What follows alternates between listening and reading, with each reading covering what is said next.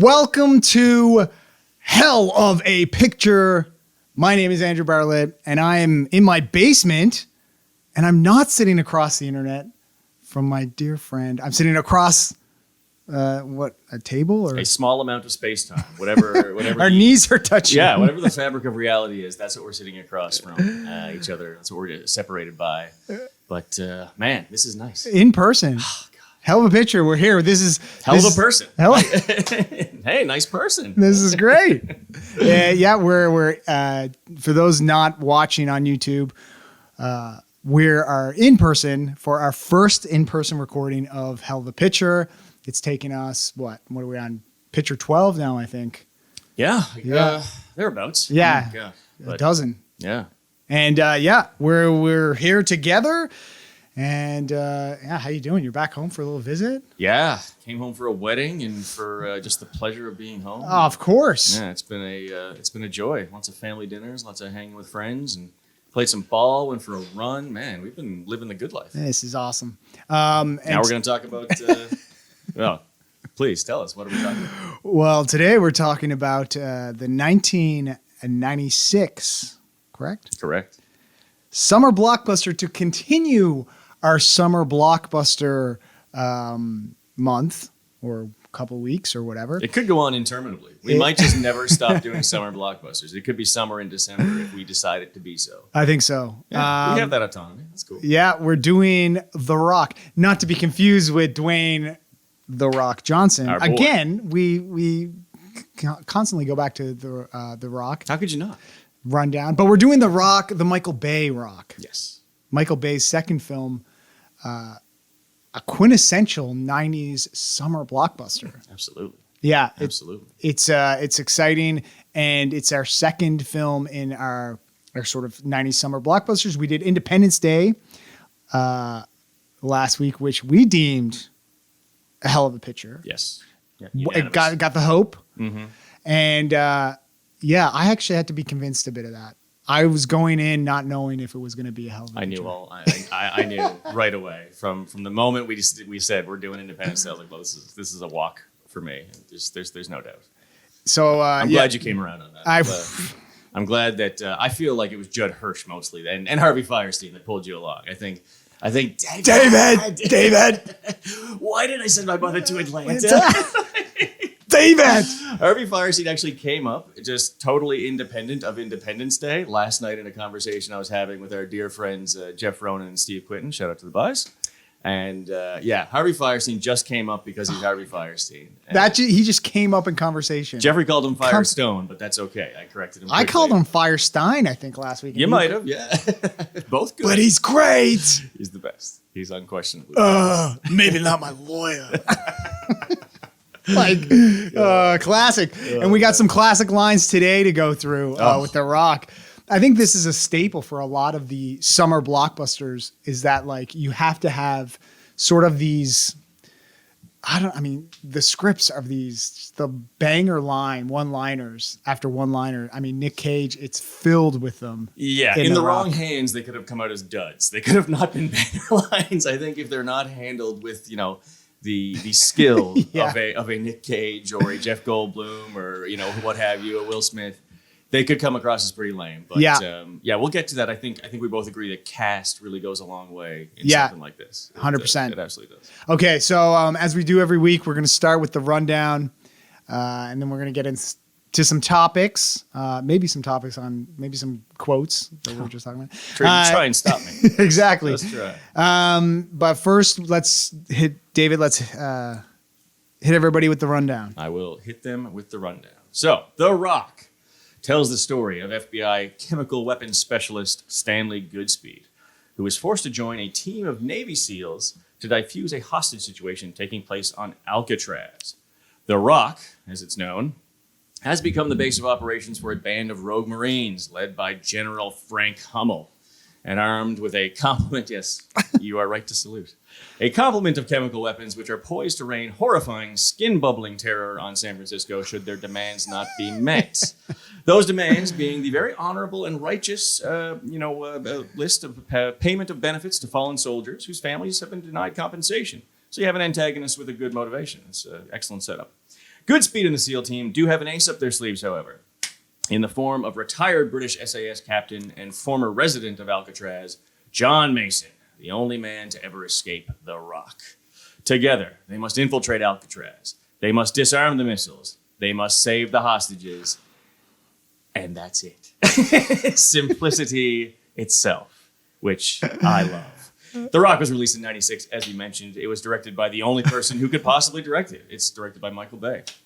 It stars Nick Cage as Stanley Goodspeed, Sean Connery as John Patrick Mason, Ed Harris as Brigadier General Francis X. Hummel. It was very important they gave him a middle initial. Very important. X, yeah. The Okay. X-Men. And a host of other guys that you sort of know from other things. There's a lot of, oh yeah, that guy, he was in that thing, in here. Guys like William Forsythe. We got John Spencer, John C. McGinley, Tony Todd, Gregory Sporleader, a.k.a. the dude with the jaw. You'll know who we're talking about. If you've seen this movie any time in the past year, you will remember the jaw. Or anytime ever. Ever. Yes, right. Actually, I hadn't seen this movie in ages, and we were both like, the guy with the jaw? Oh, yeah, of course. Yeah, of course naturally. I know the guy with the jaw. Again, those names likely mean nothing to you, but I promise you've seen them in about 100 things. Yeah. As you can tell, this is a pretty dude-heavy movie. There are about 3 female roles total, mostly ancillary. The most prominent of which is probably Nicolas Cage's girlfriend. They really don't serve much more than as emotional motivation for the male leads. Yes. It's unsurprising, but still shitty. This is a 90s action movie directed by Michael Bay, so we'll try to do better, I guess. The industry got better, we'd like to think. The movie cost $75 million. It grossed a healthy $335 million. Not Unsurprising bad. again. Not bad. And that's your rundown. You're up to speed, and you are ready to talk Rock. The rundown for The Rock. All right, there you go. Solid as a rock. Oh man, Oh, buddy. beauty. Yeah, we haven't had an Arrested Development reference yet, so that's That there's a rock. Amazing. Okay, so there's a lot to unpack there. yes, Um, there is. and let's get into it right now with our first kind of talking point. And let's just talk about Nick Cage. Yeah. I mean, this Nick Cage was on the map. At this point, obviously in his career, he Sure. has like his family. He comes from the Coppolas. Yep. And he had kind of started his career in the early 80s. But this was the first sort of introduction to Nick Cage in this action role. And his career totally changed from sort of a serious, dramatic actor, and some would say comedic actor, depending on the role. Yeah, for sure. And it totally switched. I feel like his career has maintained and stayed on that trajectory even up until now. In a way. Yes. In a way. Sure. There's been some things which we'll get to. But you're right. Like prior to this, and even up until like 1995, the year before this movie, he was doing stuff like Raising Arizona. He was Yes. doing Moonstruck. He Yes. was doing Leaving Las Vegas. He Yep. was oddball, eccentric. Yeah, exactly. He was very eccentric, very oddball, wacky. Strung out, addicted, what have you. And then all of a sudden, you get The Rock. Yeah. And this launches a run of films. I want to get this right here. So we go The Rock, Yeah. Con Air, Face Off, breaks it up nicely with City of Angels, a little touch in there. And then he goes Snake Eyes, 8mm, Gone in 60 Seconds. And at that point, he's on the short list of like the biggest stars in the world. And he's Yep. an action guy. He is. And it's crazy. Like, you look at his filmography. This is wild. Even before his like IRS issues, and he just had to keep doing movies to pay the tax man. Yeah. He was working, man. Like, he was putting out like as many as 3 films in a year sometimes. Yeah, he It's loves just making movies. Wild. Yeah, like he genuinely likes the craft, and you got to admire that. But how does this happen? I think is the question. Like, how do you get a guy playing these roles that we talked about? Yeah. How does he transition so sharply to become an action guy? It's interesting. I mean, first you sort of want to think maybe it's for money making purposes, Sure. which Reasonable. which is reasonable. I think he actually enjoys making these kinds of movies, and I think with The Rock, the interesting thing was when Michael Bay came on to direct. This was his second film.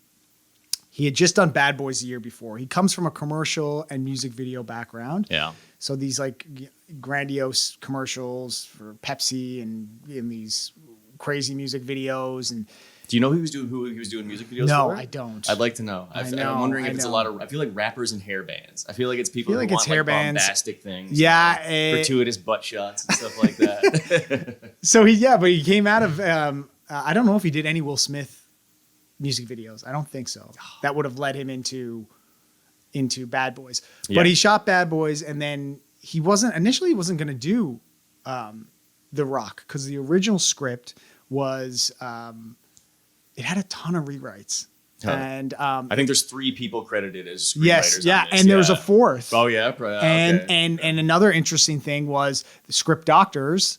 Is that a profession? Yeah, so that is essentially somebody that takes the script and reads it and is like, you need this here, right. Just like gives advice or whatever. Sure, yeah. The producers went to Tarantino. Oh damn. And he had just won the screenplay for Pulp Fiction. And Aaron Sorkin, who was to win for Social Network a few years later, and did all the West Wing he did it, all this stuff. Yeah. So they gave feedback on the script, but it was when Jerry Bruckheimer and Doug Simpson, yeah, who this movie is lovingly tributed to. So he died 5 years before it was released, but he was one of the producers. So they weren't the original producers of the film. They came on board and they had produced Bad Boys, and that's when they brought it to Michael Bay, and he was like, okay, I'll do it. If you guys are doing it, I'll do it. Yeah, sure. So he did it. Initially, it was Schwarzenegger supposed to play Bill Godspeed. That was the original. So I would assume he's the same character. Okay. I assume he's a biochemist still. Yeah, a chemical weapons specialist or whatever, which is totally plausible for Arnold Schwarzenegger, as all his parts. Yeah, but so Schwarzenegger turned it down because he said the script was so bad. So they did all these rewrites. The script was too bad for Arnie. Yeah, he didn't like it, and because what he actually said was the initial script that he got wasn't a full script. It was like there were lots of handwritten pages. Sure. It was very like unprofessional. It was not completed, and he was just like, "Well, like, what am I going to do? Yeah, I can't do this. Well, yeah, what am I doing? Come on, give me a script. I can do it if a script. Come on." I think you win, Arnie. I think you win the come Arnie. on. We'll go toe to toe with. All I have to do is say, "Come on." You have to flex your neck muscles. Yeah, you're very vascular. Yeah, That's good. yeah. So he turned it down, and then I guess Nick Cage then came on board when they kind of did the rewrites.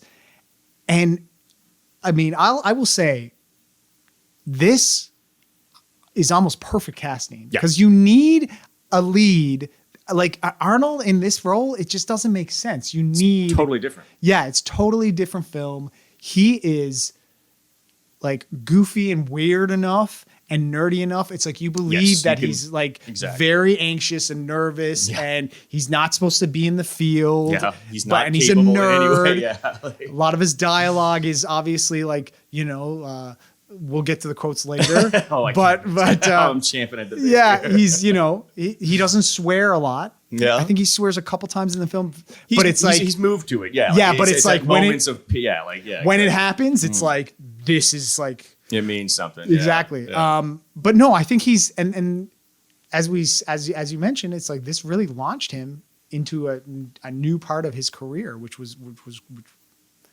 obviously very successful. Yeah. And I guess, like people, once they saw this, and like you said, this is the perfect transitionary role because it's still weird, it's still nerdy. It takes everything that he's good at and known for. Because, like he's freaking out in this movie. He's a weird guy. He's a lab rat, and everyone's giving him crap. And again, like you can't buy that from Arnie. Like if he was supposed to be out in the field, you as a certainly fish out of can't. water, I'd be like, what are you talking about? Yeah, absolutely. This is the most formidable looking man here. Like, I could actually buy him physically doing like taking on all these Marines himself. So without that, this movie loses so much of its charm because it's his sort of floundering and, ineptitude that makes him endearing as a character. You need that. And then it serves as an accent to Sean Connery, who, is the sort of the second half of this buddy picture, which is sort of what this becomes. Absolutely does. And he's the more capable of the two, despite his advanced years, which you know, he's probably in his 60s in this movie, and he's playing a man in his 60s. Yes. But I still buy him as being able to whip a little ass. Oh, yeah. You know what I mean? Like, it's all in how he carries it. And Connery, you know, he speaks through his molars. And he says, you know, winners go home and fuck the prom queen. Get her bashed. Get her bashed. You know, it's all molars. It's all molars with Connery. He's got that chin thing. Yeah. You know, bashed. It's a grunge thing. Yeah. It's a grunge thing. It's not very nice, is it? But, oh, man. Yeah, like, it's so great. Like, we were talking about the weird stuff. And, you know, with Cage. And yeah, like the lines in here. I will say, sorry, please. Sidebar, before we get to his lines, you're talking about 90s. Maybe we can talk about this later, but 90s action stereotypes. Like, it's like they have it in Independence Day. Barry and oh yeah, it's like the token gay guy. That's right. Yeah. The hairstylist. Are you happy with your haircut? It's just like very, very like, this is when I guess 90s was when gayness was being shown in mainstream cinema, but like still not super favorably. Like they were still leaning into stereotypes and stuff like that. Like, you know, it was not just certainly not a you know, something that was going to win any awards for like, you know, representation. But like Birdcage came out right around here as right. well. Yeah, okay, so you were starting to see it. You were starting to see it, but it was just like this, like it's like over the top. Yes. Like, can I use? No, he's not very nice, is he? Anyway, that came to mind. You see that though, but you're right. We talked about with the representation of women in the film. Yes. And again, like the representation of black people, there are a couple of ancillary roles for black characters, but the only two sort of speaking extra parts are both black characters, and they're very stereotypical. Yes. And like, you know, they're sort of screaming and, oh shit, and where's my gun? And like, you know, it's really not. It's not cool. It's really not cool, and it should be mentioned and sort of called out for what it is. But anyways, hopefully there's been an improvement. No, you were right to bring it up. It's just so random. Anyway, but getting back to the Nick Cage, he has some classic lines in this. Yeah. We should try saying some of them as Arnie and see how they work in Cage. You do one as Nick Cage and I'll do one as Arnie. Okay, so there's that part when they've been captured. You know, it's him and Connery. They've been sort of doing their thing. All the other Navy SEALs are killed. Yep. And they've taken out a few missiles, but now they're captured. And the guy who captures Cage tells him that he says, "I'd take pleasure in gutting you, boy." And then Cage is in the cell and he's just on his back. "I'd take pleasure in gutting you, boy." And Arnie? Arnie would be, I take pleasure. No, I can't. I lost Arnie. How do I get it back? You say, come on. Yeah. I take pleasure. No, I still can't do pleasure. It's more like a groove from. Now you're right. Yakov Smirnoff. Yeah. In Russia. I can't. Come on. What do you do? I take pleasure in gutting you, boy. I take pleasure in gutting. And then I was doing like a groove from Despicable Me 2. Right. Yeah, I take pleasure in gutting you, boy. Yeah, but he was, that's an interesting one because he's obviously mimicking another character in the film. Right. Yeah. But then we've got, it's you. You're the Rocket Man. And then he, of course, impales the guy with a missile. The guy who was stupid enough to stand in front of a missile. Oh, we'll get to that. These guys are supposed to be trained Marines. I get it. But yeah, what are other favorite of the choice of Nicolas Cage lines? What do you got? My favorite is how in the name of Zeus's butthole did you break out of your cell? I thought you might like that one. Yeah. Yeah, that's my one of my favorites. Well, how often do you get to invoke Zeus's butthole? Zeus's butthole. Now I wonder if that's in the script or if that's a Cage-ism. Glass or plastic. That's right. Glass or plastic. Chemical Superfreak, actually. FBI, freeze, sucker. Yeah, like such a nerd. Incredible. Where are my sprinklers? Yeah. Again, nobody else could do this. Like in the hands of another actor, this does not work. Yeah. And they're still lame, but they're charmingly lame. Oh, big time. So endearing. I absolutely love Zeus's everything. Butthole. I wonder if that was like a clincher when he was reading the script. He's like, yeah, I'm sort of on the fence. And then he saw Zeus's butthole and was just like, yeah, man. All right. I could give that a good delivery. Yeah, that's right. 100%. Oh my God. But so like, yeah, like obviously there are warts on this thing. Like, you know, like these lines, Yeah. they're pretty bad. And so it's something similar we saw with Independence Day last week. You know, there are identifiable flaws, to be sure, both logical and in dialogue. But they're handled by people who can do it. And I think the reason why bad movies become great movies or great bad movies is because of the people involved. And you get a cast of like, you know, oddballs. It's oddballs that make it work. You know, with Arnie, it's not going to fly, man. You know, like, and say like last week you had Goldblum, you had Judd Hirsch, you had Harvey Fierstein. Will Smith shouldn't have been there by all rights, you know? Yeah. This is it's a cast of castaways or cast-offs almost, you know? Mm-hmm. This week, we've got Cage and Connery. And I think it's an unlikely buddy movie, but that chemistry makes it work. Yes. You know? Like, yeah, I mean, like, just who could anyone other than Connery have done this part? Like at the time, it's like the interesting thing about Connery in this role is what you said. It's the believable aspect of it, but you need somebody that counters the manicness of he needs to be cool. He obviously needs to be older because the story, but like, and British or whatever. But I guess for Connery, he comes with this baggage of like the Bond, right? Sure. Of being James Bond. And I don't know if you read in research for this, and I'd heard this story, Oh, I don't research. Yeah. No, I don't research. What are we talking about again? It's the claim that this actually takes place, that Mason is actually James Bond. So this film takes place in the James Bond universe. Ooh. So there's like, you know, arguments for and against, but apparently this takes everything that's done in The Rock stays true to James Bond, Connery's James Bond. Oh.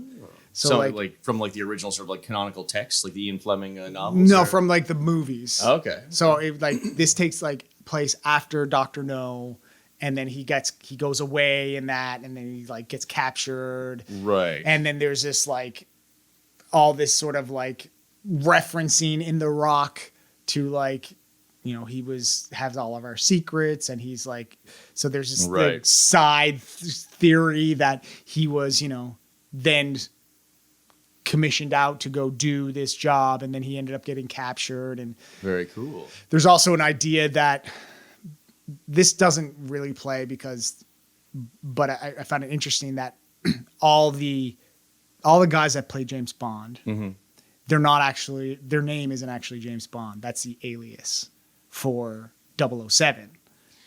So like I'm James Bond 007. Right. But his actual name is So when we see Mason. James Bond movies, we're not actually seeing like a new iteration of James.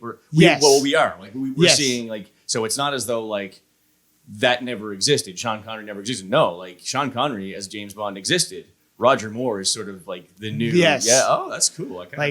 So this has been debunked because there's like all these. It's insane. It's insane. And like there's like when the wife in Dr. No, when his wife dies or whatever. Right. Or whatever Bond. Yeah. And she's like on the gravestone, it says like, I can't remember her name, Kathy Bond or whatever. Like Belinda, maybe. It's like beloved wife of James Bond. But then like also there's references in the Daniel Craig ones where it's like he refers to himself as James Bond before he's even.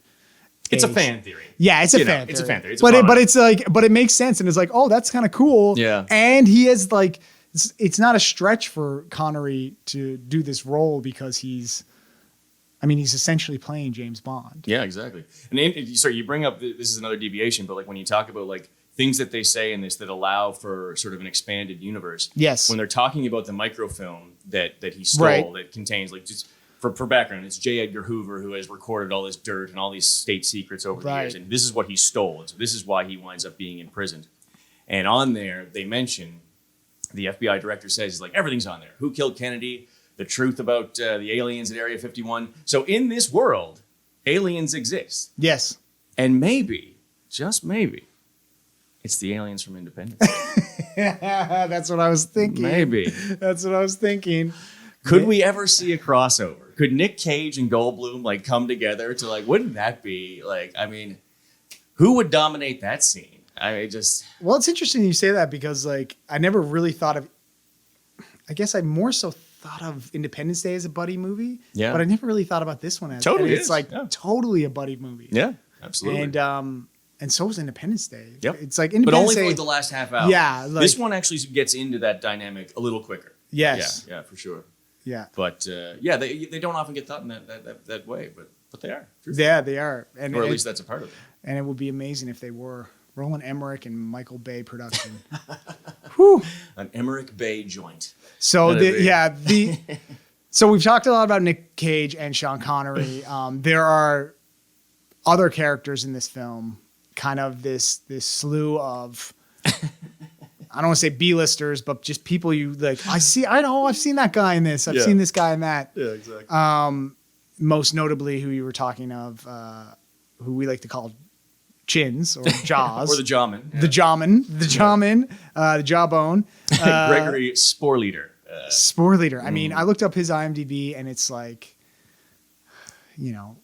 guest star on NCIS. Yep. A guest There's a lot star of that. on Monk. Mm-hmm. Guest star on he's on every sort of random CBS, ABC, NBC, but it's it's never the substantial roles, but he's working. He's Hey man, it's a tough gig being an actor. So I mean, I applaud anybody who's out there 100%, putting man. in the work. I will give a shout out actually to there's a really great show that's on IMDb, and it's made by this guy named Brandon Hardesty, and he's a comedian and an actor.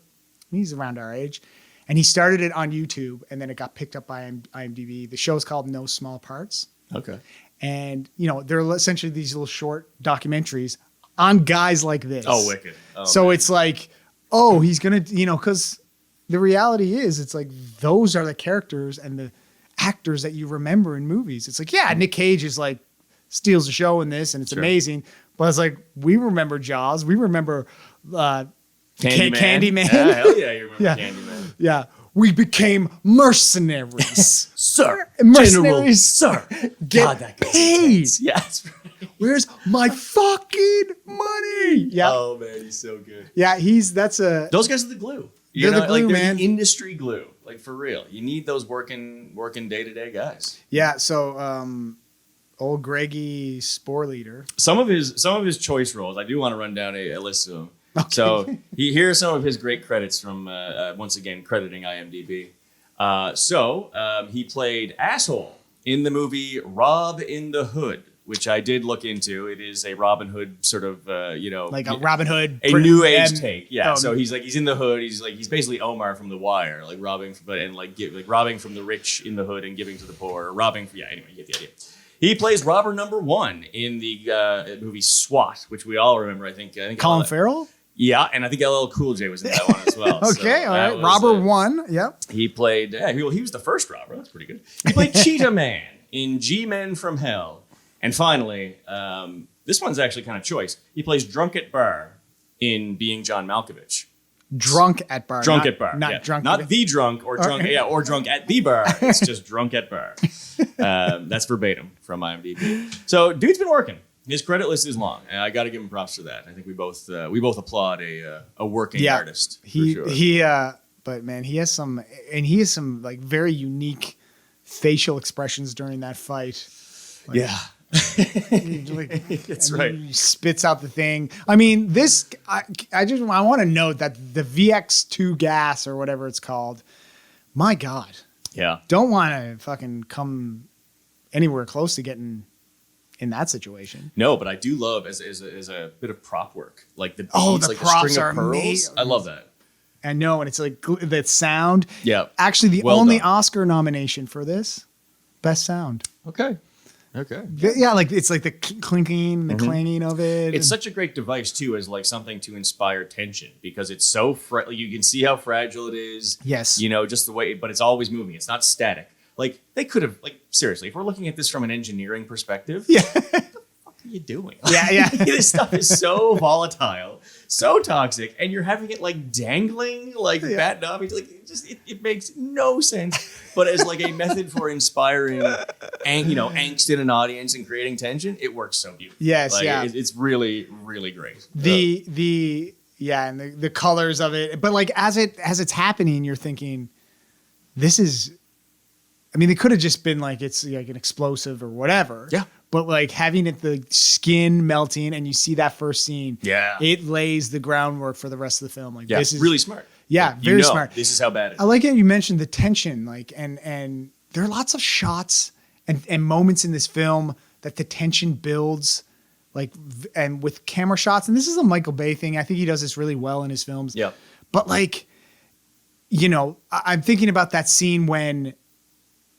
I mentioned it earlier when the guy says, we're mercenaries and mercenaries get paid. Where's my fucking money? Yeah. And they all sort of pull their guns on each other.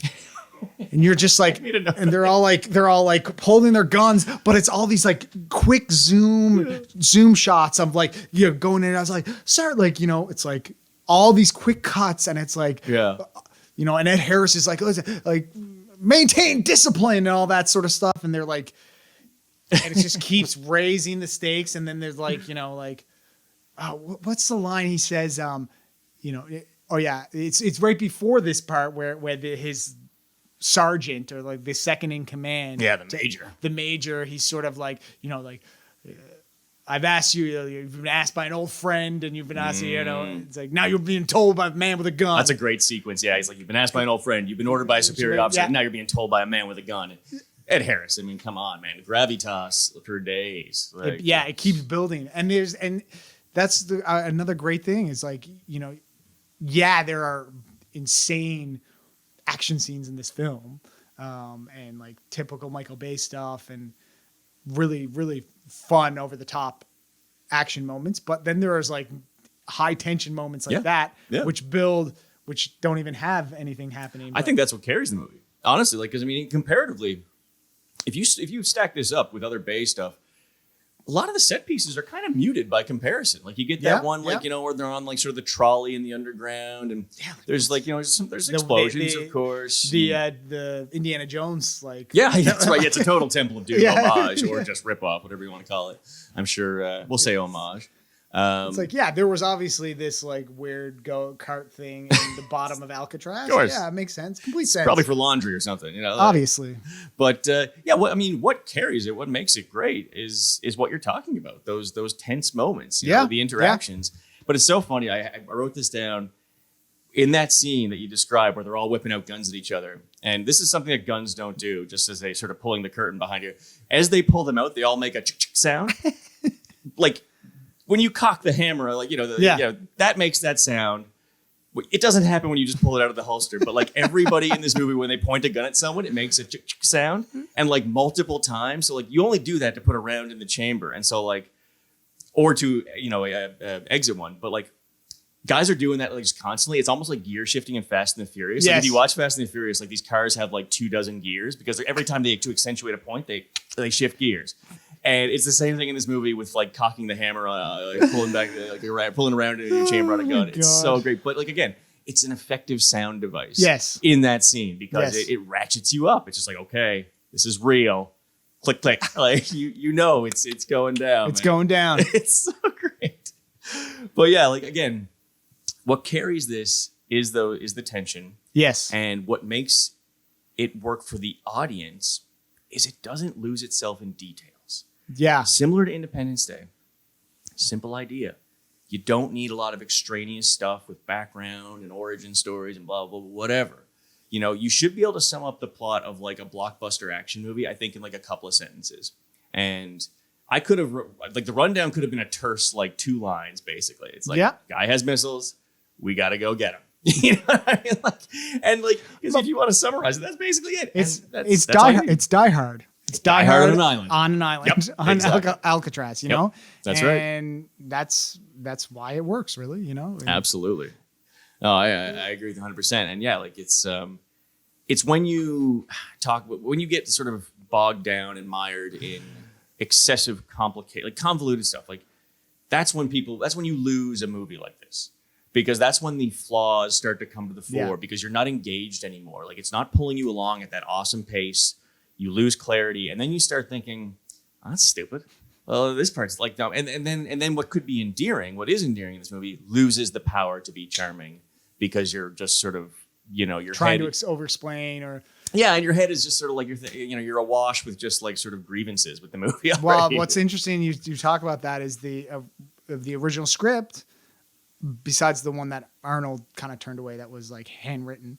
But a lot of the problems with it, the reason it didn't get sort of greenlit right away was it was more in line with like they compared it to Crimson Tide.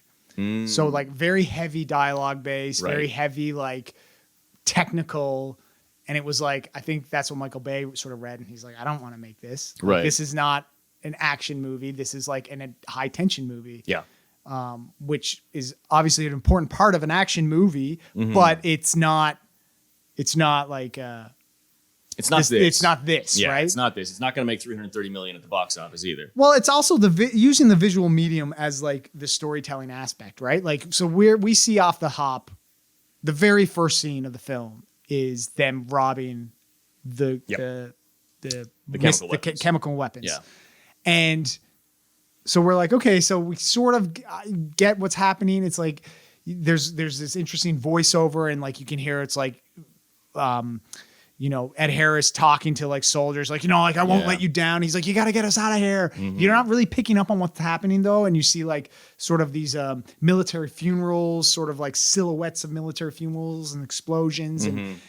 And then it goes right into them sort of robbing the chemical weapons. Yep. And you're like, okay, they're getting chemical weapons. They're getting like these guys are getting these bombs or whatever. But then you see what the bomb does. Yeah, really quickly. And you're like, oh shit. Like those stakes have just, one of these things hit and it's like, Yeah. that shot is so cool where it's just the sergeant or the major or whatever. And he's like, get out here. And then he says, like, sorry. And he's like looking in, the guy's like, and it's like that fisheye. It's like what we're seeing. Oh man, intense. And then you jump, when you get your introduction to Cage's character. Yeah. That could have been a very simple, like, hey, here's this guy who works at an office. Here's his girlfriend. This is the situation. They're having a baby. A simple sort of bit of exposition on who this is. But even in that, they make a point of including a high tension scene where they found this mysterious package. And yeah, it winds up being a nerve agent or something like that. And you get another super high tension moment. And they didn't need that. But that, again, that just keeps you like, now it's going from one thing to the next and there's no letdown. So you want me to stab myself in the heart? You fucking insane. Who's that guy? That guy's in stuff too. He was, I think he might've been in a Seinfeld episode. No, was he in the most recent Batman movie with Pattinson? Maybe. I kind of feel like he was. I think he was in The Salton Sea. He played Jimmy in the Salton. Did you ever see that? No, I've never seen The Salton Sea. Good picture. We should talk about that one. Under the Radar, great movie. Yeah, I know you enjoy that one. There's he's been in a bunch of stuff. But I can't recall. You can't place him. Well, that's the thing. He's another one of those guys. Yeah, he's just another one of those guys. But again, like you have quality people in those minor roles, and that really does a lot to sort of buttress, a picture. But yeah, it's like you said, you could easily be like, okay, but you have to see that he's the best. Yeah, you have to see why he's getting thrown. It's the dentist system. You have to demonstrate your value. Exactly. That's what he does right there. You have to demonstrate. You have to demonstrate his value, and then it goes to the scene where we find out his wife is pregnant, and he's just sitting down strumming the guitar. I'm a Beatlemaniac. This sounds better. No, I mean the one afterwards. He's naked with the guitar. He's naked with the guitar. Yeah, no, he's like, and then I took the rest of the day off. I had a pretty interesting day too. Oh, sorry. What's your news? It's like so good. And then I love when she says, Stanley, you said that like 9 seconds ago. Yeah, but a lot's changed since then. That's right. I love that, man. Oh, it's so good. Yeah. Well, how do you know? How do you know? Yeah. He has this interesting cadence. The cadence is very similar to a Keanu cadence. Kinda, yeah. But the Keanu is everybody does the typical Keanu where it's like, whoa, whoa. Like, yeah. Yeah. I knew Kung Fu or Yeah. whatever.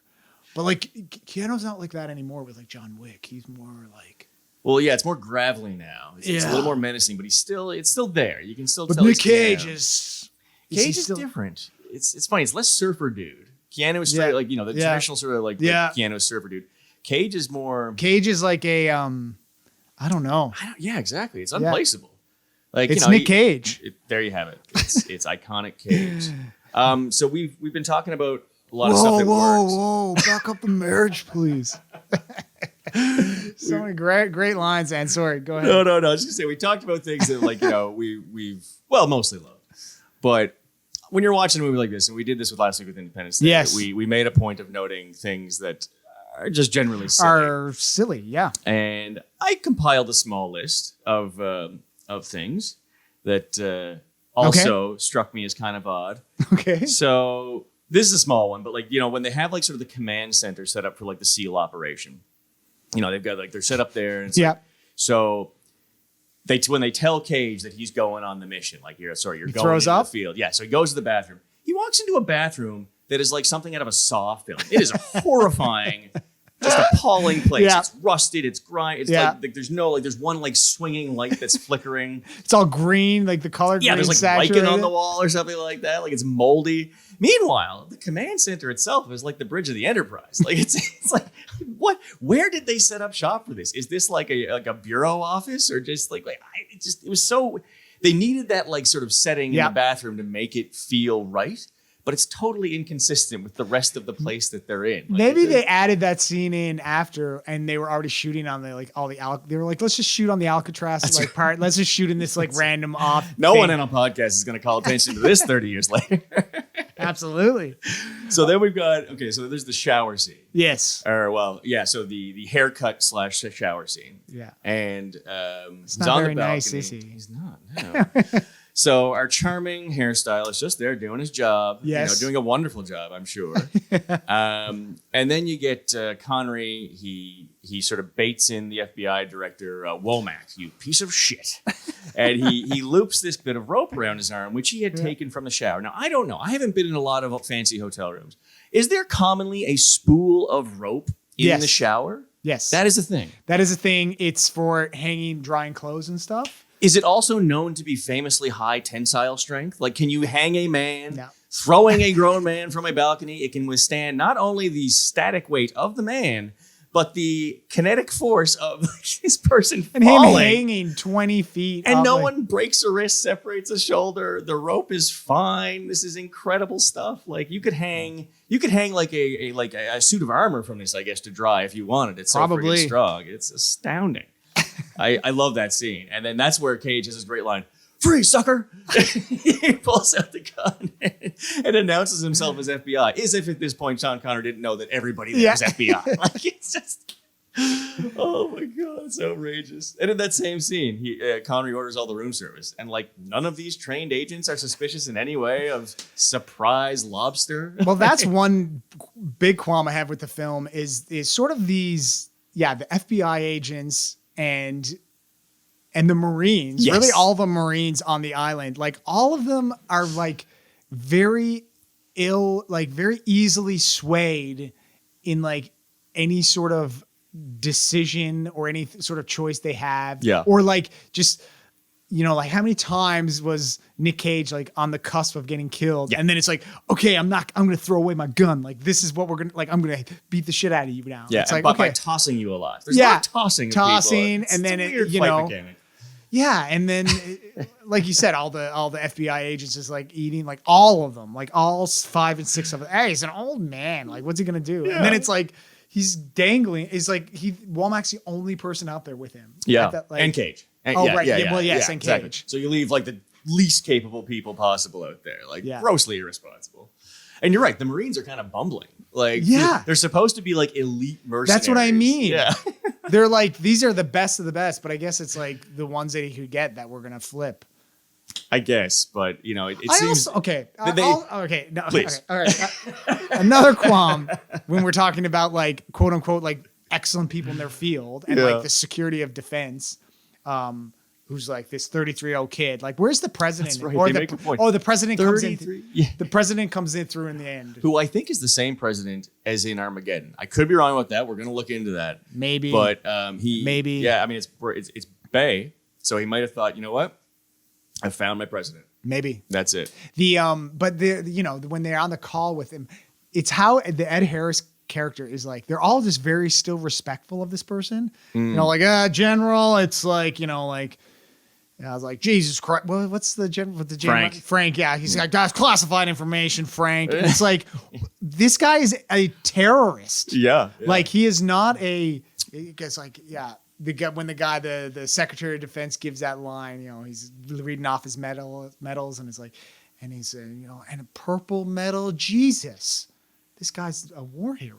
And it's like this weird delivery. But then I guess my point was like, it's just like all these guys just still have all this reverence for this guy. Yeah. And it's like, he is literally has like 30 warheads pointed at San Francisco. Of the worst variety. Yeah. So again, like skin bubbling, melt you from the inside out kind of stuff. But I guess again, like silly, but also important to make him an effective, because there's no better, well, I shouldn't say that, but a very, really good thing to do that's often done is a villain who you can identify with to agree. Like again, his motives are righteous. He wants compensation for fallen soldiers, and that makes him a more compelling, more complicated character. But you're right. It is kind of like, okay, we get it. He's a legend. But now let's start let's stop fawning over his accolades. Yes. And let's move on to handling this as we should. He's a terrorist. You're right. He's absolutely a terrorist. Yeah, and that's what I find interesting about the depiction of even the military in this film. Like, I know you had some thoughts on that, where like he is still depicted in a, like you said, in a righteous light. And I guess that's important, but he's still in it for the money. Like, yeah, okay, he's going to give all these people money or whatever. Then he's like, then I have whatever, $15 million left over to do as I please. Yeah, I think it's like $1 million for each of the mercenaries on the crew. Yeah. And then presumably some for himself. I mean, you got to retire somewhere. Well, that's what I mean. It's like you can pretend that it's this, and that's how I find it so depicting, or so interesting how he's depicted, because it's like he is this sympathetic bad guy when in reality, and he repents at the end too when he's dying. Oh yeah, he's what have I done? Yeah, what have I done? Very quick. Yeah, like it's interesting because that whole line when there's no fucking money. He's like, what about the fucking money? There's no fucking money. Yeah, that's right. Bluff. We bluffed. They called it. Yeah, and then Jawman comes in. There's no bluff. There's no bluff. Who said anything about bluff? How do you think that feels as an actor? So going back to Jawman for a moment. I got to figure most of the parts that he gets offered are terrible people. Like, I feel like that guy's probably played a sexual predator at some point. Oh, probably. I'm sure. No disrespect to the man. He's, but he must understand this now. Like, he probably plays henchmen, bad guys, and stuff like that. Do you think that upsets you at some point as an actor to know that, like, this is the first blush that everybody gets when they see me? I am the kind of guy who would do this. Like, I think for him, it's obviously we can't speak for him, but I mean, I don't know, man. I think people are happy to work. Sure. And it's like, hey, if a lot of people, even actors of this sort of like level or caliber, but even like big stars, like even Nick Cage, it's like he sort of now he gets pigeonholed into sort of all right, you're this sort of actor. Now he's making lots of interesting choices recently. He's got some variety there. That's for sure. But a lot of people are like, okay, I guess I'm pigeonholed in this sort of, and it takes a lot of hard work to kind of get yourself out of it.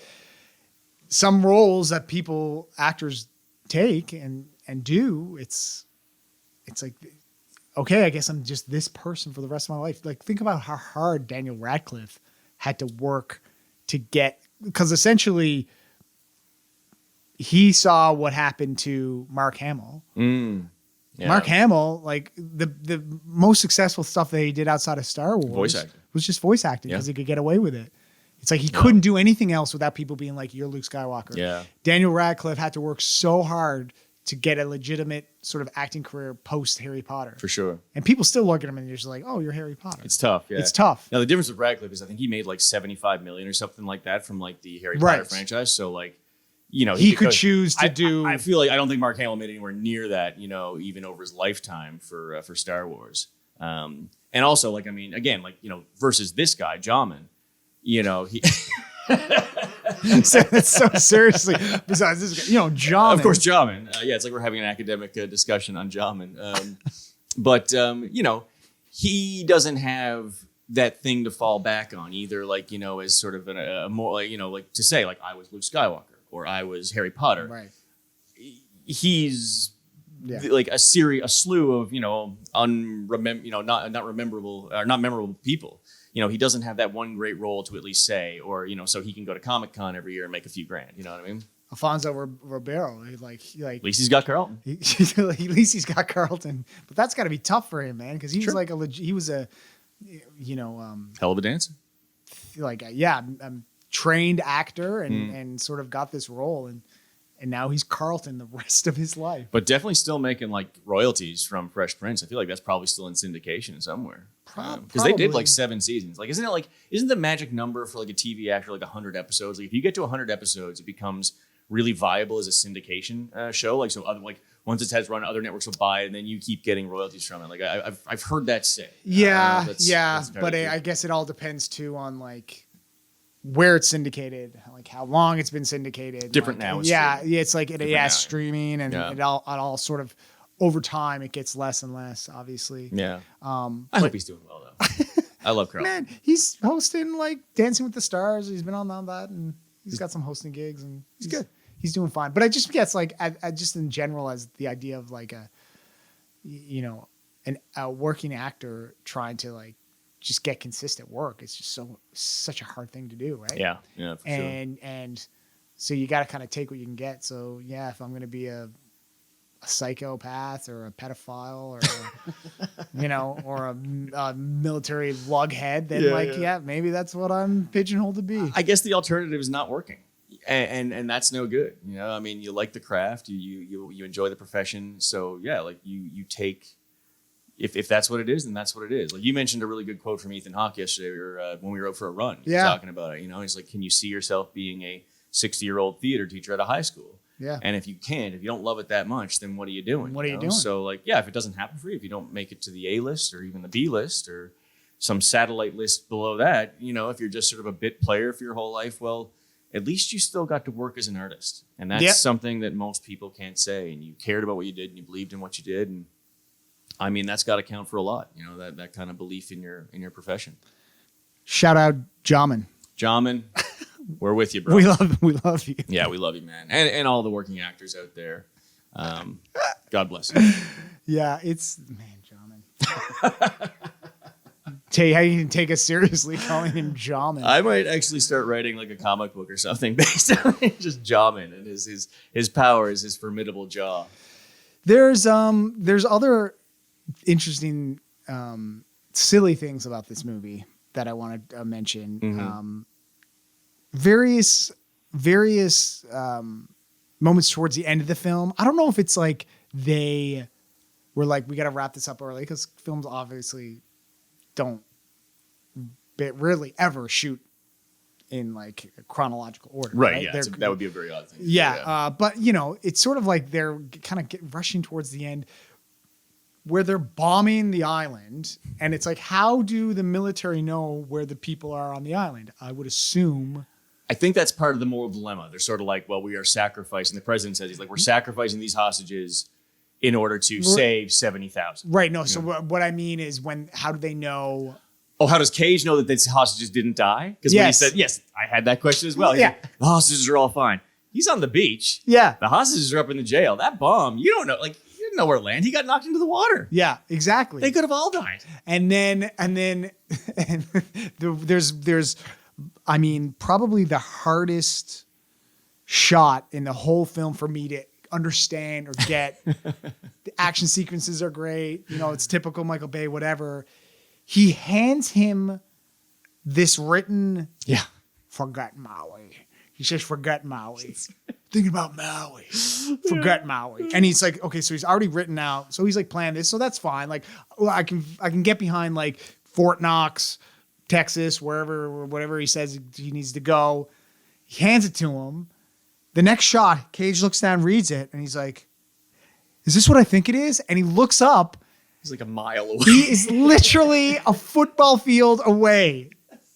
And it's like, yeah, he's like Batman. It's like in the space of a look. It's like, what? He's like, how he is James Bond. Yeah. But like, how is he's the shot is through this like wide, like gaping hole. And he's like on a weird perch, like away. So he had to walk like, because there's like a gap between like this space. So he had to walk like this way around and like, it would have taken a normal person like this is at least a couple of minutes. This is the Michael Bay sort of stuff that we reference, or that people reference, I should say, that it's like he probably saw that and was like, man, this is such a cool setup. Like this shot, him in the foreground. Yes. There's like a square there. It's like, let's put Connery there. And it's like, well, how does he get there? It's like, we don't need to worry about how he gets there. He's just there. That's right. And it's like, but the shot before is Cage looking down and he's standing right next to him. Yeah.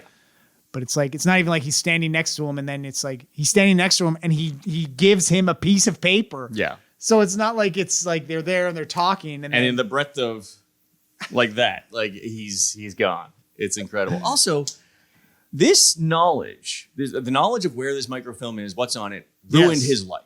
Yes. That is why he's in jail. Why would you ever like bestow that on another person? Like, you know what I mean? Like this could ruin Stan. If anyone finds out that he has it, he's going to go to jail for the rest of his life because he knows those secrets. That is not a good gift. I wouldn't want this thing. I'm going to be honest with you. Like, but he wants to, you want to know what actually happened for the JFK. I want to know who killed Kennedy. Sure I do. As much as anyone does, but I'll take Oliver Stone. Thank you very much.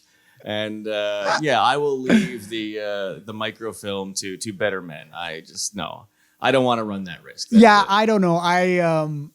That didn't bother me so much because I think it was more of a like, hey, you want to be, here's this it makes gift. For a nice ending. Yeah. It makes for a very nice ending. It's an excellent idea in that way, but it's got holes. It does have holes. It's thank you for this, like giving him his life. Mm-hmm. And maybe he can go have a relationship with his daughter now, which actually the daughter scene is interesting.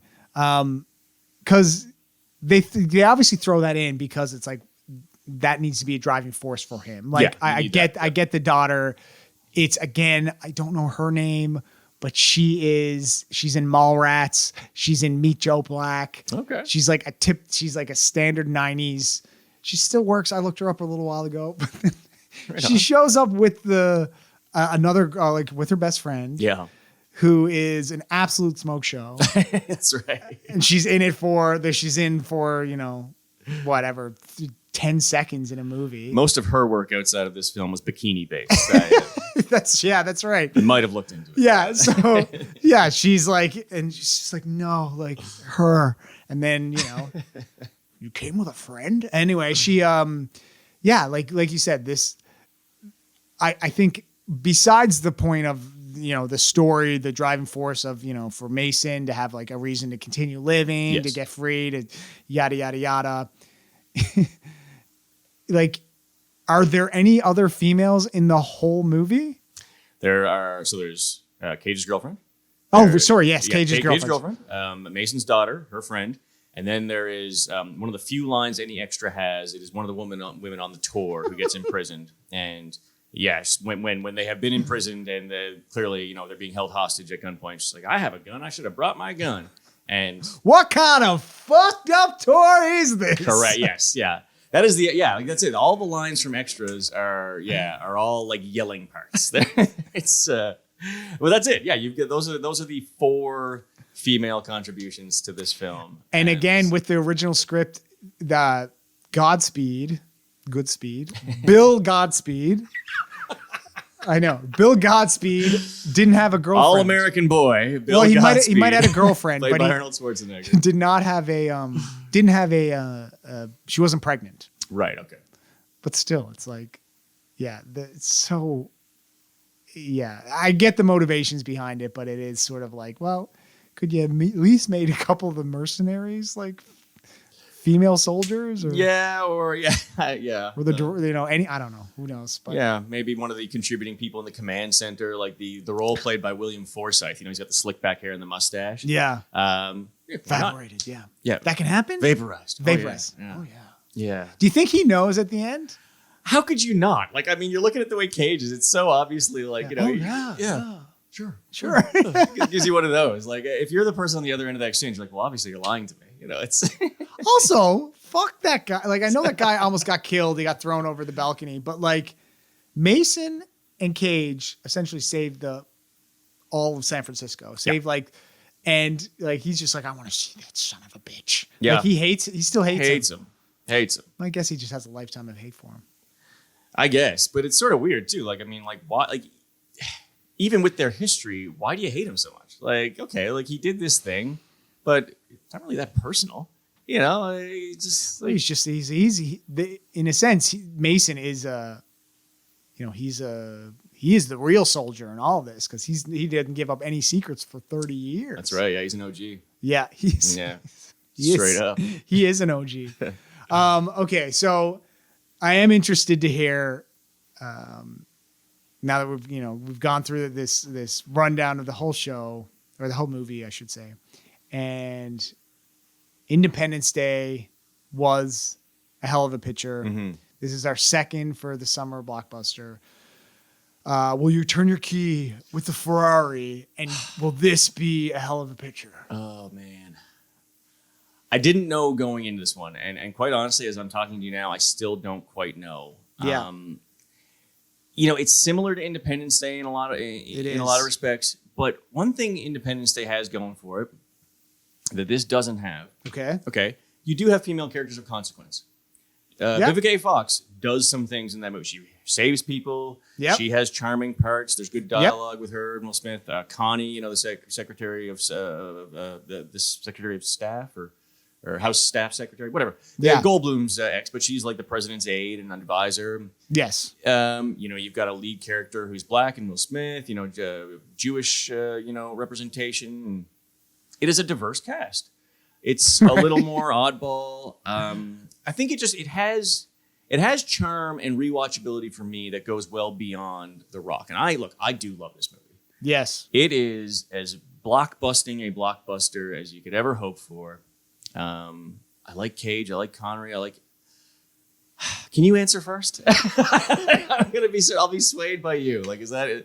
I don't know. What do you think? So I love The Rock. Yes. I think think that's clear. my favorite Michael Bay movie.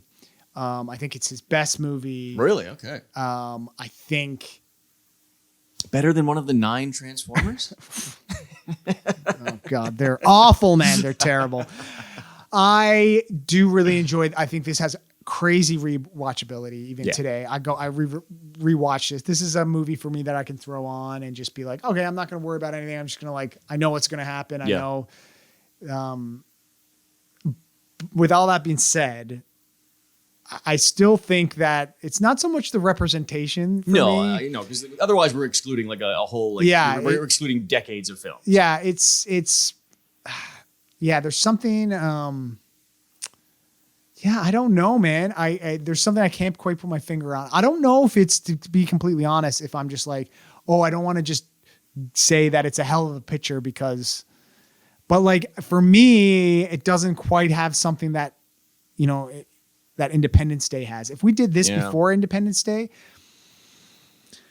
it might have been a hell of a picture, but I also kind of looped this one in with Con Air, which came out a couple years later. Yeah. And actually it came out like the next year. I think it was his next film. He went hot on that. Nick Cage. Yeah. Yeah. No. I think so. And man, I love Con Air too. And Face Off. Like those are all really great movies. But for me, I don't think it's a hell of a picture. I think mostly because I'm just, lumping it in this sort of like 90s summer blockbuster where this certainly is. But for me, I just I think the silliness of it works, but it doesn't. I don't think it's a hell of a picture for me. I can't put my finger on why it is. Yes, and that's sort of why I deferred to you, and I'm glad that you said that because now I feel a little unburdened. Yeah, there's something missing. I don't know what it is, but again, like you're right, I can watch this movie. I can watch this movie over and over again. I absolutely love it. I know a lot of people feel the same way. My mom loves this movie. Really? Mom loves The Rock. She loves it. She's like, oh, that line, with Sean Connery, the prom queen line. And I was like, yeah, great one. That's a great one. They see this does have some banger lines. It absolutely does. Delivered by great people. But yeah, and yeah, I mean, I mentioned the representation thing. That's not like I'm not going to deny because you could level that charge against some Spielberg movies. You could level that charge against other things, and maybe they were just sort of their time.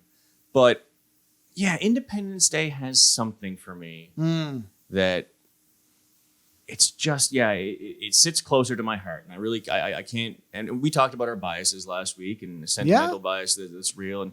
We're not trying to create the objective list of the best movies ever. We're creating our sense of hell of a picture. It's based on a feeling, and I don't quite have the feeling here. Yeah. I love it, but I don't think I can do it. All right, there you go. Not a hope. Yeah. No hope for The Rock. Oh, man. But, I mean... That's surprising because I thought it was going to be a shoo-in, a lock. I think all the things we talked about, too, like there's I think maybe with Independence Day, it's more of like we know, like it's taking itself seriously, but it's sort of like, it's still aliens. So you're still sort of like, this is like still wonky. This is still like wacky. And this is like sort of like B horror movie stuff. Yeah. But it takes itself seriously, but that stuff still works. I don't know. Here it feels more like, this is really trying to take itself seriously, but also, I don't know. Independence Day is a little more oddball. It's a little more oddball, which sort of appeals to me. Even though, Cage is kind of an atypical choice as an action star. He does work in this role, but Independence Day, most action movies don't have Judd Hirsch, which is most don't have Harvey Fierstein. Most don't have Jeff Goldblum. Most wouldn't have Will Smith at this point. Yes. At that point. And I think that's a real laurel. I really do admire that, and I think that's part of what makes it really special. Yeah. Zeus's butthole couldn't get it done. Oh, I forgot about Zeus's butthole. I changed my mind. But no, if we were compiling a list of the best blockbusters of all time, though, this would be a walk-in first ballot Hall of Famer. If we were just going on those criteria, this is an absolute inclusion. But that's why we're doing these sort of summer blockbusters, because we're taking what we feel are sort of the best of the best. And, and can they get raised to that next level? The fact that we're talking about it means that it is a great example of its genre. 100%. Yeah, we wouldn't be having this conversation if it wasn't. All right. So with all that being said, we're back to normal next week. Regrettably, not in the same place. As much as I want to get back to my darling partner Sam and our cats, I just wish they were here in St. John's so we could just keep doing this in your basement. Yeah, that'd be awesome. But we're going to be across the internet, and we're going to be talking about another summer blockbuster. Do you want to tell everybody what we're doing next week? Assuming I have it right, I will, because we did throw around a few. We usually we usually iron this out beforehand, but we haven't. But I think we will. I think we are on the same page. All right. Well, if I say it wrong, then we're just going to change it. No, we're going to do Twister. Oh, okay. Yeah. Did I surprise you there? Are we not doing Twister? We're doing Twister. Oh, thank God. Okay, we're doing Twister. I thought Twister was following week, but Twister is good. Okay. No. We're doing Twister. All right. We're doing Twister. Because we're doing 4. This was going to be the 3rd or 4th. So I was like, you're going to say one of the 2. Okay. Yeah. And you said Twister. So I was like, we're doing Twister. Twister, which is very topical now. That's right. Twisters is coming out. Yeah. The is reboot, out. No, sequel, it's out. Yeah. Maybe. Haven't seen it yet. Yeah. No, neither have I. But I will be keen to, because Twister is another banger. Yeah. We got Helen Hunt. We got Bill Paxton. Bill Paxton. We just had Bill Pullman in Independence Day. The often confused Bills. Yeah, well, we got to get them both in for the summer blockbuster movies. And what I'm very excited about, young Philip Seymour Hoffman. Cy Hoffman. My goat We should talk about our goats at some point. I'd be interested. In that conversation. But he is my goat of goats. It's just 5 Timothy Chalamet. So that's it. Chalamet. It's actually, so you know what? It's a mixed list of Timothée Chalamet and Saoirse Ronan. That's my list right there. Yeah, Philip Seymour Hoffman. And when we get into talking about him, maybe down the line, I'll tell a story about when I almost met him. And now he's that's dead. a good teaser. How is Moochie? I only think it's for Moochie. Yeah, he's dead. Is that right? Oh, yeah, very good. Moochie. All right, Ramon. All right, Ramon. We've been saying that a lot this week. So for David Hollingsworth, I'm Andrew Bartlett. We'll be back again next week. We'll be talking about Twister, rewatch it, and maybe check out the new one. Maybe we'll check out the new one and talk about it too. I would like that. All right, cool. So for David Hollingsworth, I'm Andrew Bartlett, and we'll see you guys all next week on Hell of a Pitcher.